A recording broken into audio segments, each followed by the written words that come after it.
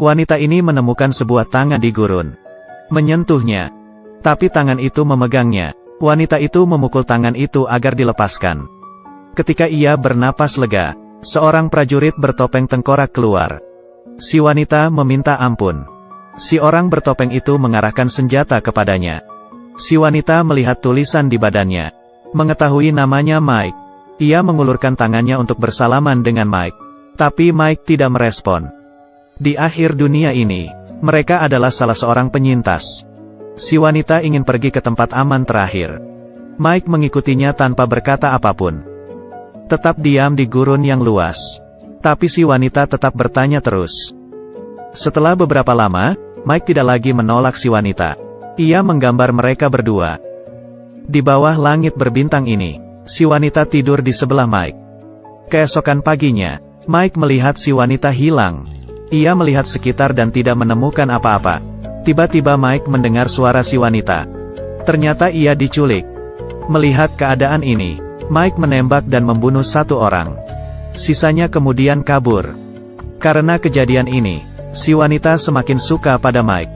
Mike juga sadar, si wanita terkena penyakit radiasi. Ia harus segera dilarikan ke tempat aman. Pertanyaannya adalah, mereka harus melewati Babylon. Itu adalah zona yang berisi mutan. Mike percaya diri. Ia dapat membawa si wanita ke zona aman. Seorang anak kecil dan prajurit bertopeng tengkorak. Mereka dalam perjalanan ke tempat aman terakhir di bumi. Tapi pemandangan di depannya membuat hati Mike ragu. Mayat dan tempat yang terbakar. Dan mereka harus pergi ke tempat aman. Mereka akan melewati perjuangan yang keras. Si wanita mengambil topi merah dan memberikannya ke Mike.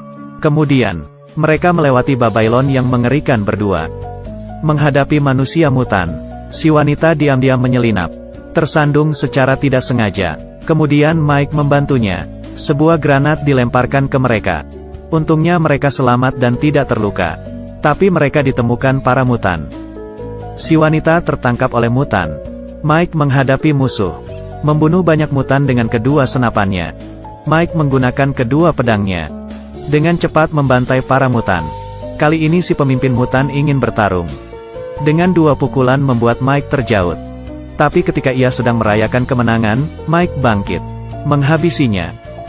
Mike menyelamatkan si wanita. Tapi penyakit si wanita menjadi semakin parah. Malamnya, Mike menggendong si wanita dan berlutut. Ia melihat si wanita, kemudian memeluknya. Menaruh topi itu di kepalanya. Matanya mengeluarkan air mata. Kemudian ada dua orang menghampiri mereka. Si wanita sangat beruntung. Karena dokter berkata, jika ia terlambat sehari saja maka ia sudah mati. Dokter berkata siapa yang membawanya kemari. Si kapten menjawab, dia sendiri ketika ditemukan.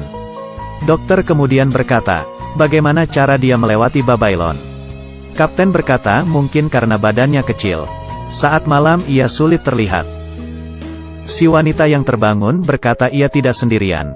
Ada Mike yang membantunya. Wanita itu bertanya di mana Mike. Kapten membalas, kamu hanya sendirian saja. Si wanita tidak percaya. Dokter berkata mungkin saja ingatannya terganggu karena penyakitnya. Setelah melihat topi merah itu, si wanita sedih. Ia mengenakan topi itu, membuka pintu, menunjukkan matanya yang biru. Ini adalah film pendek bergenre science fiksi. Tapi film ini membuat orang tegang. Apakah Mike sungguh ada? Itu tergantung kalian.